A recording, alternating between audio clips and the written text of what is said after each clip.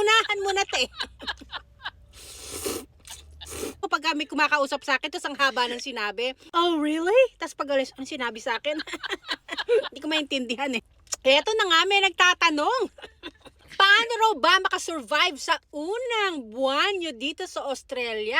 Number 1, palagi ka lang naka-smile.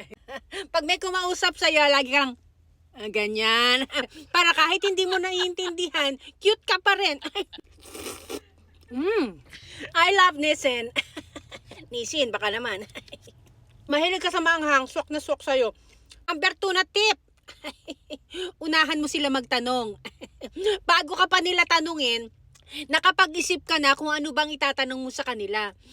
May cake ka para magtanong-tanong. Number 3, aralin mo yung salitang thingy. Lahat ng mga unidentifiable object na makita mo sa paligid mo, you know that thingy? Sa madaling salita, di mo alam ang tawag, pero hindi obvious, di ba? Social ka pa rin. Ubo muna ako, gutom na ako eh. Binili ko lang to sa Daiso. Masarap naman, maanghang siya. Isa pang tip. Aralin mo yung mga short na comment lang. Yung may masabi ka lang ba, ganun. Oh, that's fantastic. Ay, mga ganan. Parang naintindihan mo kahit hindi, te. Oh, that's wonderful. Ay, di ba? Ganun. Amazing. Yung favor, sabihin mo, favor? Ay, ano yun? Noong una ko narinig yun, sabi ng boss ko, can you please do me a favor? Favor. Ano kayong favor? Baka paper. Yung pala favor, buisit ka. Oh, Bella, you're the best. So feeling ko inutusan ako, pero I'm the best. Parang maluwag sa kalooban, di ba? Nangi kayo ng 5, ha?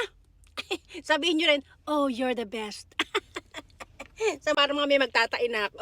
Kung ano-ano kinain ko ngayong umaga, puro kung ano, junk food. Yung bago kong ka-office mate, ay mahilig siyang kumain. Maya tapos nag-open pa ng nyata, marinig ganyan. Hindi naman ako mahilig sa soft drinks. Kaya lang syempre, mainggit ka pag gutom ka, diba? Tsaka patay gutom ako. But anyway, tuwing magbubukas siya, nagbubukas din ako. Hindi ako papatalo. Kala mo, ha? Marami din akong pagkain. Matakaw din ako, diba? Kahit na orange.